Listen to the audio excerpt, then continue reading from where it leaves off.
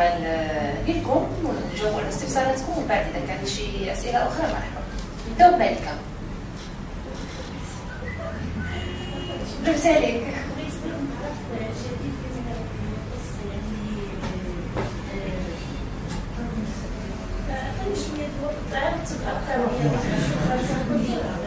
زهرة. السلام عليكم.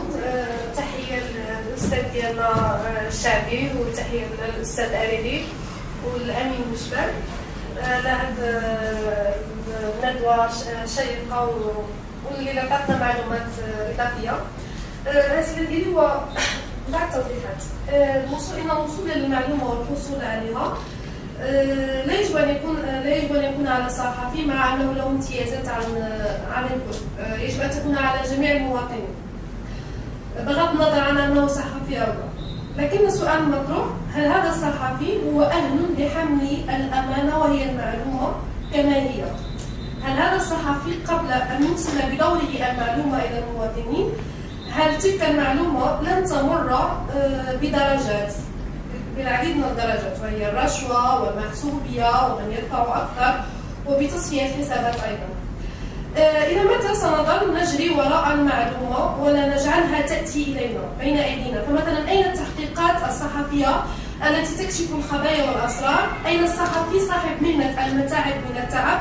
نحن في زمن الصحفي الكسول، الصحفي الذي يفتح الإنترنت ويتسوق من المواقع الجمل والأخبار والمعلومات ليعطينا معلومات غيره، مع زيادة بعض النكهات الصناعية من جمل أو كلمات مؤثرة. هل يكفي الاحتجاج على المنع من الحصول على المعلومة؟ ألا يمكن الاحتجاج على الصحفي الكسول الذي يريد المعلومة جاهزة على طبق من ذهب دون عناء؟ أخيرا هناك ملاحظة على الأستاذ الأريري عندما قارن أو أعطى مقارنة بين أمريكا والمغرب، وكأننا نقارن بين الرأس والأرجل، لأن واقعنا بأننا لا يمكن أن نعطي كل شيء للصحفي المغربي، لأن الصحافة المغربية أصبحت تعيش حالة مزرية. يعني خصد الصحفي يعاود يعني يراجع نفسه قبل ما يحاسب الدولة أو يحاسب من لا يريد أن يعطيه المعلومة. وشكرا. شكرا زهرة. سي يوسف. السلام عليكم. بسم الله الرحمن الرحيم. شكرا للأستاذ. أعتقد بأن الإشكالية مرتبطة بالحق في المعلومة مرتبطة كذلك بالإدارة. لما تقعد الدولة المغربية مرحلة الدولة تقليدية، الدولة الأولى المعلومة فيها مسألة الحضارة أسلوبها إدارية بيروقراطية. بالنسبة للمقارنة الأستاذ أريد مع أمريكا، أصلا أن الدولة تطورت في وسائل العمل الإداري لدرجة أصبحت لها المعلومة متوفرة. دابا حاليا مشيتي مثلا تطلب معلومة من طرف واحد الإدارة، الأرشيف المكتوب عندنا بالأوراق، إلا مشيتي مثلا إدارة أمان دي صورة المجموعة ديال الوثائق تفتش يومين باش يجبرك. الإعلامي مضطر أنه العمل السالف في اللحظة اللي كتفوتو كيوقع هذا النوع ديال اللخبطة. فبالتالي أعتقد بأن انتقال الدولة المغربية ديالها تعطي واحد الوقت هذا قدروا نوصلوا ديك المعلومه في جزء كبير منها. كما مثلا النظره السلبيه بان الجميع لا يعطي معلومه كاحسن، انا اعتقد بان الشركه اشاره كاين حزب يقدم هذه الارقام ديالو في الانتخابات تعطي نموذج احسن. كاين حزب اللي راه حتى الفلوس، هذا لا في الانتخابات وقع زياده وعطى فلوس في 2009 ولا كيفاش. وحاليا هناك مطالبه من الحسابات في هذه النقط، بالتالي كنعتقد المعلومات كعدديه تصل. ولكن من جانب اخر، لكن هذا هو الجانب الاداري المرتبط بالواقع العام والتطور. الجانب الاخر هو حقيقه الدوله العميقه في المغرب تعطي نموذج كما عطيتي نموذج تحتفظ بالمعلومه. الدستور يحدد بان المجتمع المدني هو شريك في العمل. كاين مشروع ضخم داخل المنطقه كامله، الدوله كتغلق عليه ما غاديش تحكم حتى تنظم التدبيرات. هو مشروع متعلق بتهيئه ثروات الناس، مشروع ضخم، مشروع ملكي ضخم للغايه، لا يمكن تقدير الميزانيه ديالو 5 مليار هي تطور في مجال المعلومات. تنسيقيه ديال مجموعه ديال الجمعيات كمجتمع مدني من الاطر والنخب والاعلاميين خلاص في المجال كامل. صور باننا حالفنا مع الوزراء يعطونا المعلومه حول المشروع. كاينش وزاره في الوزير في المدينه بالباب دخلنا عنده مع الفوارق قلنا خصكم تشوفوا مع السيد والي. السيد والي كيطلب يبقى مع السيد والي ما كاينش لها. كيف نوض المشروع مثلا تبقى مرتبط بالجزء ديالنا ديال مثلا نناضل على معطى تاريخي وحضاري كبير والى اخره كاينش معنى.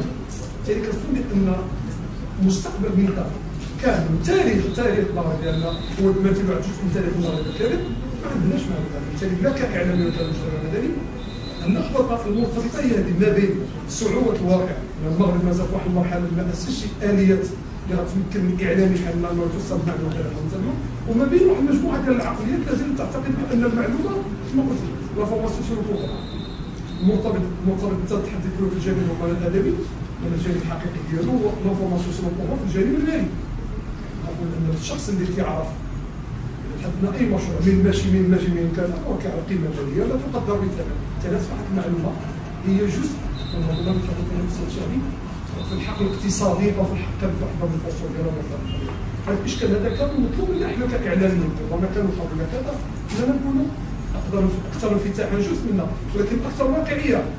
الاشكاليه علاش كنقول اكثر واقعيه؟ بعض الاحيان كنطلبوا معلومات وليست من حقنا ولكن مشاعه. يقول الحق الاعلامي مثلا التوقف اللي كان وقع على البلديه ديال تطوان، الامر الاعلامي كما قالت زميله زهره لكن اصبح ميع درجه كبيره. فليس كل واحد عنده صفحه في الانترنت يمكن له يكتب ويسب كذا باسم الحق في المعلومه، اصبح الامر ميع بشكل كبير جدا فاصبح وبالا عليه. هذا الانتقال ما بين الاخطاء ديالنا كمهنيين كاعلاميين ديال الزملاء الاعلاميين وما بين الدوله التي لا زالت تخاف واحد النوع ديال هلوسه دائما من الطرف الاخر. وربما نعتقد هذه المرحله ديال الانتقال اللي يمكن كان الاستاذ الشباب اللي تحدث في الاول على مرحله المغرب نحن بالديمقراطيه ولا كذا. حنا يستعملوا كنت يقولوا اسبانيول لا ترانسيسيون ديمقراطيك، لا يتابع واحد المرحله ما بين الديمقراطيه والانتقال. هذيك المرحله الوسط اللي غتطلب منا تقديم تنازلات قوم الدوله السلطه العامله تقديم تنازلات. كما مرحله نبحثوا على اقل نسبه من التشابه بيناتنا كاملين باش نقدروا ننتقلوا من المرحله الثانيه. شكرا سي يوسف. سي نرجع لك ملكه. فقط سؤال موجه للاستاذ عبد الرحيم الأنيبي. تحيه لك بعد ما اتصلت قبل 3 ايام. بغيت غير توضيح بالنسبه لواقع حريه الصحافه والتفريق بين النص القانوني والممارسه. بعد السنوات التي مرت على الدستور ديالنا النجمه الخماسيه طبعا الذي يصرف المواطنات حق الحصول على المعلومه الموجوده في حوزه الاداره العموميه والمؤسسات المنتخبه والهيئات المكلفه بمهام النفاق العام بحيث لا يمكن تقييد حق المعلومه الا بمقتضى القانون وبدون تضييق او تخويف، لانه تنلقاو صعوبات في بعض الاماكن لهذا. وتحيه الى الاطر الموجوده والزملاء. شكرا لك. كلمه لك سيدي. شكرا استاذه لطيفه. كنجدد التحيات للاستاذ ابراهيم الشافعي والاستاذ ابراهيم الدريري والاستاذ امين مشبات. باختصار يعني ننطلق من المعطى الاول للاستاذ ابراهيم الشافعي هو يعني الحق في الوصول للمعلومه وحق يعتبر من الحقوق اللي هي من جهه التلاميذ. باقتباس النقطه اللي اشار لها الاستاذ الدريري بالنسبه للحاله ديال توازيها يعني نتعقب على المداخلات الزميله تتوازيها تجارب يعني كتنتمي للدول ديال الدول الصاعده والدول العالم الثالث في الشكل ديال الحصول على المعلومه بحيث انها يعني تتعدد مستوياتها الى ان نصل الى مستوى الحكومه المفتوحه اللي هو تحت السي الدريري انني يكون لاكسي لجميع انواع الانفورماسيون ديال تكون فقط على واحد محصوره على الرؤوس الاصابع. وبالتالي كنعود بنفس السياق على ان اشار السي عبد الرحيم على ان القانون ديال ولوج المعلومه والحصول على المعلومه هو تيقلص بواحد الشكل كبير الفروقات اللي يقدر يطيح فيها الصحفي. وانا كنتفق معاه الا هناك كاين هناك واحد النوع ديال التقاطع. الا ما كانش القانون يعني كيمشي بالتناسب، الا ما كانش القانون ديال ولوج المعلومه هو في واحد المستوى يعني نقولوا ديمقراطي كيحقق يعني الممارسه المهنيه الموضوعيه للصحفي، كنبحثوا في واحد الخط اخر اللي هو الحق في الخصوصيه. وكما شار على ان مثلا القضايا الصحفيه على المستوى الدولي في المصافي ديال الديمقراطيه العريقه تكون فيها الغرامات عاليه وعاليه كثير. انا كنحكي لك على المثال ديال الامبراطوريه الاعلاميه ديال روبرت ميردوخ، انه في اول ما طرحوا الصحفيين في الخط ديال الخصوصيه في اطار التجسس على المكالمات اللي هي ما داخلاش في الحيز ديال القانون الوصول المعلومه. هنا كنحدد بالضبط العلاقه ما بين القانون ديال الحق في الحصول على المعلومه والحمايه الخصوصيه. وهنا كنرجع باشاره، هذا هو السؤال ديالي في الحقيقه للسي عبد الرحيم الدريري، الربط ما بين القانون ديال الحصول الحق على الحصول على المعلومه ولا يعني ما نسميهاش قضيه، نسميه الموقف اللي كنتعرض له في اطار الملف اللي كان تحت عنوان اخفاء اشياء متحصل عليها عن الجريمه. شكرا لك سي درتقي. سعد لطيف مجال. تحية للحضور الكريم.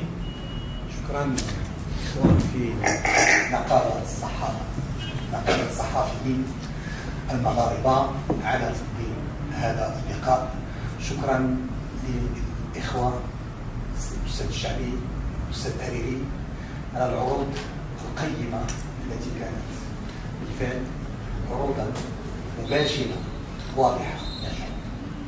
بالفعل أن نقابة الصحفيين المغاربة كانت موفقة في اختيار هذا الموضوع ديال هذا اللقاء ديال اليوم، لأن موضوع له راهنيته. لماذا؟ لأن حق الوصول إلى المعلومة أصبح اليوم يعد عنصرا أساسيا في حق حرية الرأي والتعبير والإعلام. بمعنى لا يمكن الحديث على حق الرأي والتعبير دون وجود قانون يعطي الحق في الوصول إلى المعلومات. بالفعل أن دور حق الوصول إلى المعلومة في بناء الديمقراطية أو في بناء دولة الحق والقانون. لماذا؟ أن الحق في الوصول إلى المعلومة ضرورة في البناء الديمقراطي. لماذا؟ أنا كنشوفها ضرورية في شقين. هي هناك مبررات وضرورات كثيرة، ولكن أهمها وهو أنه أولا حق في الوصول إلى المعلومة يساهم في تكريس ترشيد وتدبير العمل ديال المرفق العام أو الإدارة العمومية أو المؤسسات المنتخبة. يعني يعطي حق ديال المراقبة والمحاسبة للمواطنين والمشتغلين في حقل الصحافة في مراقبة هذه الإدارة. بمعنى أن التدبير ديال الشأن العام ما بقاش مسألة خاصة وسرية ومغلوق عنها، وإنما تصبح شأنا عاما مسموح للجميع للاطلاع على هذا التدبير وكيف تؤخذ القرارات. إذن هنا ضرورة حق الوصول إلى المعلومة حتى نتمكن من مراقبة الإدارة في اتخاذها القرارات. هل هناك مقاييس ديال الموضوعية والشفافية في اتخاذ قرار ما يهم الشأن العام؟ يعني هذا ضرورة. كذلك هناك ضرورة في المساهمة في محاربة الرشوة والفساد. بمعنى أي قرار لا بد أن يتخذ في إطار الشفافية. لهذا جاءت اتفاقية الأمم المتحدة اللي طرق لها الأستاذ الشعبي في مادتها 10 اللي كتلزم الدول الأطراف والمغرب منها، لأنه صادق عليها سنة 2006 صدق المغرب اتفاقية الأمم المتحدة لمحاربة الفساد تلزم الدول الأطراف بسن قوانين لحق الوصول إلى المعلومة. وأكثر من ذلك اتفاقية في مادتها في المادة 13 تطلب من الدول الأطراف أنهم يعطيوا المعلومة بتلقائية بدون مطالبتها في إطار الشفافية، وذلك نشر تقارير دورية عن أعمال كل المؤسسات. بالنسبة للطرح انايا كنكون في حلم من الامر كنستشهد هذا المثل ومخرج من الحاله واش فيه يعني راحه نفسيه كنقدر ندير السنان اللي قرات الكليه احترام المسالك ديال كيفاش تصنع السنان كيفاش يعقل كيفاش يقرا كيفاش يحضر الاساليب ديال القراءه كاين كل الجريه ب 10 دراهم عند الدرس تحيه التفصيل اللي بغى يمشي عند الكلاب الله يعاونه مش عندي غدي يقول له الدريه فيها تيتانوس فيها السيده فيها شي حاجه ولا اللي بغى يمشي عند السنان هو خصو يدخل خصو يتسنى باسيونس كروسونجيرال يعني يمكن باسيونس كروسونجيرال ولكن طبيب السنان تيضمن ليه السلامه ديال السنان ديالو والسلامه ديال البدن ديالو هذا الشيء الصحابي كيحترم نفسه كيحترم الاخلاق ديال المهنه راه كون على يقين بان الناس الذين يستهدفون او يتجاوب معهم كون على يقين راه ما كاينش مشكل باش يخالف لا راه يستفيدون من قيمه مضافه ويستفيد هو ايضا من هذه الملاحظات اللي كيمشي عندهم الكلاب كما كنقول في التفاصيل وهذا يتحمل التبعات ديال الاختيار ديالو هذا غير باش هذا النقطه اللي يخص يعني مقارنه بين المغرب وكذا انا بالنسبه لي عندي واحد المبدا وهو انه باش الحركه هو يتعلم علاش؟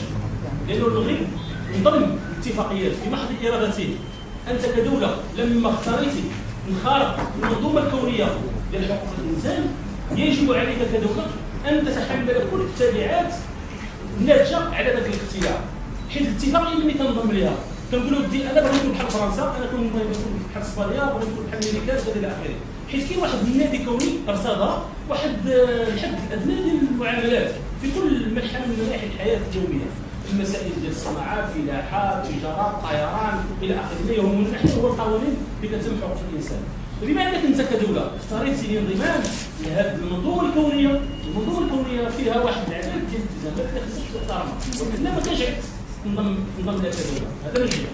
من جهه ثانيه انا كاعلامي يعني لا يمكن ان اعيش بدون وجود واحد الجمعيات بدون وجود واحد الاحزاب. ما يمكنش الاعلام شنو شرط الوجود ديال الاعلام. العالم ماشي غير المغرب هو واحد الديناميه سياسيه في المجتمع. من يخلق هذيك الديناميه؟ يخلقها جوج الناس، تخلقها حزب، تخلقها جمعيه.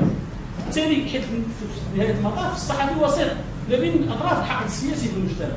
فملي كتكون واحد الديناميه نشيطه كيكون طلب على المعلومه، كيكون طلب على معرفه الخيارات والايديولوجيات والاتجاهات الى اخره.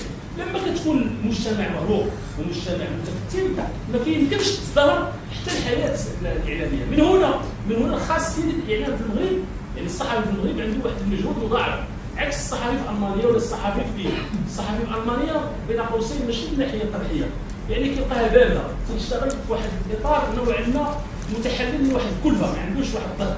علاش؟ لان مسنود براي عام مقوى، مسنود احزاب قويه، مسنود بجمعيات نشيطه الى اخره.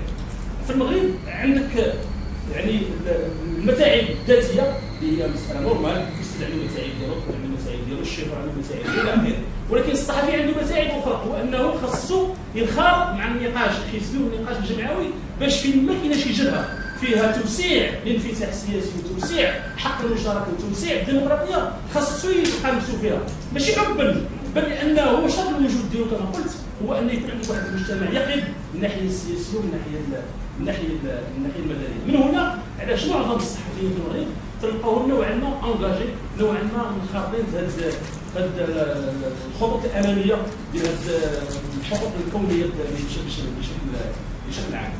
وعلاش المعلومه، علاش الحق في المعلومه بزاف؟ لان الحق راه الحق الشعبي هي الاساس ديال اي شيء. لانه بالنسبه لي انا باش نرجع للمثال باش تطوق، انا ساكن في الدار البيضاء عندي وبين قوسين هذه المعلومه حنا وصلنا لها قبل ما نشطبوا. وصلنا لها علاش؟ كنا عندنا مول الكاس، عندنا صحابنا هذا قرا معايا، هذا لعب معايا، هذا سكن معايا بحال جامعي، هذا كنت خدام انت كصحفي ماشي خدام بالمؤسسات، خدام بالريزو ريلاسيونيل. شكون اللي عندي علاش عندي نمبر تليفون شكون اللي ماشي كنقول غادي نمشي نتوجه للمؤسسه اكس المحافظه العقاريه ديال ديوان وناخذ المعطيات، ناخذ البنيه العقاريه ديال الارض كيف دايره، واش نظام خليفي ولا نظام حبوسي ولا نظام عسكري ولا نظام مخزني ولا نظام خاص ولا نظام الاوقاف الاسلاميه ولا نظام كذا وكذا. لا ما عنديش نعمل هضر، ما عندي صاحبي واحد خدمه كيقرا معايا لعب معايا تسكر معايا جو سي با هو خاصني نمشي عنده هو اللي غادي يعطيني هذيك المعلومه. فالمغرب في الناس ما عندهاش هذه المنطق. انا صحفي كندوي بمنطق المؤسسه، عندي موضوع على بردين كناخذ معطيات على بردين. ففي الضرب مثلا باش نعطي هذا المثال ديال حظيره السيارات، الضرب عندنا فيها تقريبا 1 مليون و250,000 طوموبيل. هاد مليون و250,000 طوموبيل كتخلص واحد المجموعه ديال الواجبات اللي هي الافيديات واللي هي الضريبه والى اخره. فملي كتجمع المتحصل ديال هاد الرسوم اللي كتخلصوا حظيره السيارات الضريبه تعطيك واحد المبلغ ديال 4 مليار درهم، هي 400 مليار سنتيم. اور في المنطقه العالمي في جميع المدن الفلوس ديال الطوموبيلات لا في تيتوان ولا في طنجه ولا في الريف ولا في العيون ولا في قريبله خاصها تبقى في هذيك المدينه. علاش؟ لان ملي كنخلص الافينيات شنو هي الواجب ديالها؟ هو لقى السبت زوين، هو لقى الفلوس زوين، هو لقى الباركين، هو لقى كذا. اور انا كنخلص 4 مليار درهم ولكن كتاخذ من الدوله وكديرها في الميزانيه العامه ديال البلاد، ماشي كتخليها ليا في الفيسكاليتي لوكال ديال المدينه. اذا انا بالنسبه لي كصحفي ملي كنبغي ناخذ المعطيات باش ناخذ نقارن ما بين وجده وما بين خريبكا وما بين الزاز وما بين وجده الى اخره، في الوقت اللي كيكون عندي قانون كنكون انايا مسنود بنص شرعي. ملي ما كيكونش عندي قانون كنطلب الوضع واحد 6 شهور ولا 7 شهور. في الوقت اللي كيكون واحد الحدث راهن ينشغل به الراي العام، يعني واحد اللحظه معينه ملي كتكون عندك القانون كيسمح لي هذا القانون باش نجاوب على واحد الطرف في المجتمع، باش كنمشي ناخذ معطيات من مصادرها ولي انا المسؤوليه ديال التحليل ديالها كما قلت قبيله، لي المسؤوليه ديال ندير التوفو ديالي، لي المسؤوليه ديال نشوف الباك جراوند كذا الى اخره، والى اي حد المعلومات الصحيحه ولا مش صحيحه، واش يعني كاذب ولا مغلوطه الى اخره. ملي ما تكونش عندك تبقى تخدم له ريزو الشخصي اللي كيطلب لك واحد الوقت. ناخذوا لوكا الان لا هاد اللحظه اللي حنا مجتمعين فيها اليوسفيه فيها واحد الغليان. مدينه اليوسفيه شنو الغليان ديالها؟ هو انه الدرك الملكي ما عندوش طروبيات. يعني تخيلوا معايا الدرك الملكي اللي هو اغنى جهاز اللي كيبتاع الميزانيه العامه للدوله ما شاريش طروبيلات باش كيديو للمعتقلين المشكله. اش كيدير الدرك الملكي في عمليه اليوسفيه؟ كيمشيو يديروا السخره. كاين واحد القانون قديم شي قرار صادر في عهد الاستعمار بمقتضاه يسمح للسلطه العموميه ان تحتكر وتسخر واحد الاليه معينه لخدمه غرض معين. الاستعمار دارو بكري، انا باش نجيب لك الطروبيلات نجيب التراكتورات من فرنسا وهذا كنجي كنتكع على المعطي في الشاويه، كنتكع على حمال في سيس الى اخره، كناخذ ديال الاليات ديالو وكنخدم بها. مشى الاستعمار قنص، هذاك النص هو اللي خدام به الان الدار الملكي في المجتمع. اذا احنا بالنسبه لنا لحد الان دوزنا القضاء، ولكن تعذر علينا نعرفوا الفلوس بشحال تطلع وكل فكره السياره ديال الدار الملكي، حيت ملي كنجي نشوف الميزانيه متاحه كاين القانون المالي ولكن كاين اوبلوك ولكن ماشي ديتاي. اذا شكون هو شخصو ما قدرش اللي عنده الدستور وعنده الحظوه وعنده هو فلوس راي ما تمكنش باش يحصل على معلومه. كيفاش يمكن لي انا كصحفي في الوقت اللي كندوي كيفاش كصحفي غادي نمشي باش يعرف ديتاي باش نقول للمواطنين راه فيكسيمون راه كاين واحد لابي دو بوفوار ولا راه ما كاينش واحد لابي دو بوفوار، راه كاين غير السلطه التقديريه في اختيار واحد القرار معين وكذا الى اخره. مرة أخرى سأبدأ بالأخت زهراء، أعتقد أنها شاذة لكن سأجيب عن ذلك. عادة لا نجيب عن الأسئلة التي يغيب صاحبها. هي صراحة طرحت هل الصحفي أهل لحمل المعلومة، هذه المسألة عند الأخ أمين علاقة بخلاقة المهنة. من حق المواطن أن يحصل المعلومة ومن حق الصحفي أيضا أن يحصل المعلومة، وأخلاقيات هي التي تحكمنا كصحفيين وكمهنيين في هذا الميدان. المعلومة أيضا يجب أن تأتي ولا نمشي إليها بعد ما نعرفش شي صحفي في العالم كامل أنه هذه نشتغل في جريدة أو في موقع إخباري أو في قناة أو في إذاعة، يجب أن نبحث عن المعلومة ولا نشتغل في محلات لبيع أشياء أخرى حتى يأتي الزبون إلينا ليشتري لنا بضاعتنا. أعتقد الأخ يوسف شار هذا الإشكال حقيقي لا يمكن إلا أن نتفق ما بين الواقع وبين القوانين. الإشكال المطروح للأسف الشديد هو أن هذا المشروع القانون تقدمت به الوزارة المكلفة المنتدبة للوزير الوزارة بالوظيفة العمومية وتحديد الإدارة. ما قاله وزير هذه الوزارة السيد مبدع عن وزارته لم يقله مالك في الخمر، وصفها بأوصاف خطيرة. قال أنها بعض الإدارات يتحدث عن بعض الإدارات متعفنة مرتشية عنيدة متسربة، بمعنى أن هذه الإدارة التي سيلجأ إليها المواطن أو الصحفي لها ما لها ويجب الاجتهاد في بعض النصوص أو في بعض ليس فقط النصوص المنظمة لها كالقانون الأساسي للوظيفة العمومية الذي يتناقض مع قانون أو مشروع قانون الحصول على المعلومة. وسأذهب إلى السير المهني. هذا الموظف مكلف بمنح معلومة في إدارة معينة فهو أيضا مكبل بقانون السير المهني. يجب أن يكون هناك أبحث عن الكلمة يكون انسجام بين القوانين الخاصة وخاصة قانون الوظيفة العمومية ومشروع قانون الوصول إلى المعلومة. الصديق ترتقي تحدث عن المعلومة في كحالة أمريكا وقال بأن الجميع يمكن أن يصل إلى المعلومة لا نهائيا. ما تحدث عنه الصديق والزميل أريري شيء في أمريكا، ولكن في القانون الأمريكي الذي وضع سنة 1966 يضع استثناءات. جميع القوانين في العالم بدون استثناء لها استثناءات. لا يمكن أن أخبر لا المواطن ولا الصحفي بأخبار عن الدفاع الوطني. أمريكا منعت الصحفيين من التغطية فقط للسابق اللي جاوا من 2004 من العراق. منع الصحفيين ورفع الصحفيون دعوى في المحاكم واستطاعوا ان يحصلوا على المعلومه. اذا هذه امريكا. المسائل في جميع الدول سواء كانت الغربيه او الشرقيه مساله نسبيه. تكمله لمقاله اليوم امس تفرجت في باريس واحده من اللحظات سالت تكمله الى الاخ ابراهيم. واحده من اللحظات كانوا كينقلوا مباشر جميع القنوات BFM TF1 الى اخره. à un moment donné قالوا لي مودي غيدخلوا لاصوت يدخلوا لذاك المسرح باش يديروا عمليه التحرير الرهائي، فتعطات التعليمات انه جميع القنوات يوقفوا البث المباشر ويديروا صور اخرى. علاش؟ لان غادي يمس بالسلامه ديال الاشخاص.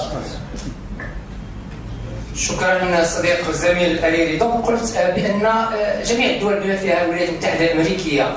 أعطي مثالا آخر بدولة بفرنسا بما أننا نتحدث عن فرنسا، وبهذه المناسبة شخصيا أدين ما وقع في فرنسا من ذلك الإرهاب الهمجي الذي قتل الجنسيات المختلفة في عاصمة فرنسا باريس. فرنسا لحد الآن ومنذ 50 سنة لا زالت تحتفظ بالوثائق الخاصة بالمنديب البركة، لم ترفع إلا جزئيا. هذه دولة متقدمة غربية لها ما لها في ميدان الإعلام والاتصال وفي حرية الصحافة والشفافية، بمعنى أن المسألة نسبية. هناك معلومات لا يمكن أن تقع فيه. حتى عندما تحدثنا عن السويد الرائدة في الشفافية وفي الديمقراطية، يمكن أن تحصل على معلومة في 10 دقائق، كما أنك لا يمكن أن تحصل على المعلومات إلا بعد 24 ساعة أو 48 ساعة على حسب المعلومات. يمكن الحصول على معلومة في 10 دقائق خاصة بوزير قام بنشاط ما وأريد أن أعرف تكلفة ذلك النشاط الذي قام به. يمكن الحصول في 10 أو 5 دقائق في السويد، ولكن هناك معلومات يجب أن أنتظر 24 أو 48 ساعة لكي أحصل على هذا الخبر الذي أبحث عنه. إذا مسألة نسبية. بالنسبة كما قال الأستاذ لطيف قنجاع، يجب أن تكون تلقائية في منح الأخبار. صحيح المشروع الحالي ديال الدولة المغربية يتحدث عن نوعين من الأخبار. هناك أخبار يجب أن تقدم تلقائيا أو ما يسميه المشروع بالنشر الاستباقي. يجب أن تقدم كل مؤسسة عمومية، هذه 400 مؤسسة التي تحدث عنها الصديق أريلي، أن تقدم مجموعة من الأخبار الخاصة بها بدون أن يبحث عنها لا المواطن ولا الصحفي. صحيح هناك سميته تعثرا في إخراج قانون. ربما أنا أقول ليس تعثرا، ولكن يستحسن أن يفتح هذا القانون. قلت بأن جميع القوانين في الدول المجتمعة من السويد هناك هذا قانون حديث. أنا شخصيا أنا كمهني أفضل، أنا قضيت زي ما قانون في الصحافة وسنتين أو 3 في الإدارة. أفضل أن نتأنى في إخراج قانون يساهم في الجميع منظمات حقوقيه، جمعيات مختصه في البحث عن المعلومه، نقابات، ونحن في حضرة نقابه تنتمي الى مركزيه من اقوى المركزيات في المملكه المغربيه، الاتحاد المغربي للشغل. وبالتالي من ادوار هذه النقابات ان تدفع في اتجاه اخراج قوانين او المساهمه في تعديلاتها. صحيح ان تحدث الاخ عن الاميه، صحيح ان تقريبا نصف المجتمع المغربي يعاني من هذه الآفة، ولكن في البحث عن المعلومة لدى الإدارة لا يحتاج إلى ثقافة أو علم. عندما أبحث عن معلومة سأسأل عن المعلومة، ويجب أن يكون هناك مكلفا. القانون، مشروع القانون الحالي يتحدث مكلف داخل هذه المؤسسة العمومية عن الذي يكلف بمنح المعلومة، وفي غيابه يكون رئيس تلك المؤسسة الإدارية هو الذي من واجبه أن يمنح هذه المعلومة. القانون أو المشروع الحالي يلزم ويعاقب المكلف بالمعلومة أو رئيس المؤسسة العمومية الذي لا يمنح لا يقدم المعلومة المطلوبة، سواء من طرف المواطن المغربي أو من طرف المهنيين المغاربة. شكرا لكم.